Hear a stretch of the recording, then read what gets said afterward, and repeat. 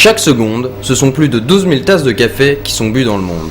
Après l'eau, c'est la boisson la plus consommée. Alors, quelles sont les vertus réelles du café? Et plus particulièrement de la caféine, la molécule stimulante qu'il contient. 1 à 4 tasses par jour, ça veut dire 100 à 400 mg par jour, sont très bénéfiques pour l'organisme. Donc un effet pour augmenter l'attention, la mémoire, contre la douleur, la vigilance et certainement, ça reste à confirmer, mais il y a beaucoup d'arguments déjà, ça provient de certaines maladies neurodégénératives comme la maladie de Parkinson et la maladie d'Alzheimer et certains cancers. Si on dépasse 4 tasses, là on va tomber dans des effets inverses qui risquent au contraire de détériorer l'état de la vigilance et rentrer la personne dans une espèce de surconsommation. En France, 90% des adultes boivent en moyenne 2 à 3 tasses de café par jour.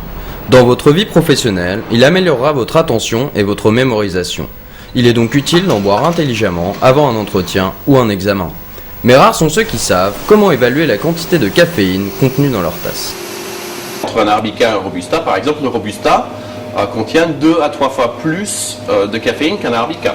Donc si on va boire un café, par exemple, le soir, on va privilégier plutôt un 100% arabica, voire une pure origine, où on a repéré que, par exemple, un Kenya ou un Moka d'Éthiopie ont des plus faibles teneurs en caféine, par exemple. Et ça dépend aussi de la mode de préparation.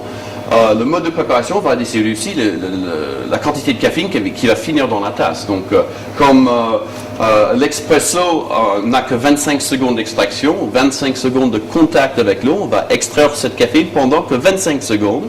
Et donc, on va avoir effectivement moins de caféine dans une tasse expresso que dans un café filtre qui est infusé 4 à 6 minutes dans une cafetière classique. Universel et convivial, le café est avant tout apprécié pour son arôme. Alors n'en abusez pas, et au-delà de 4 tasses, privilégiez le décaféiné.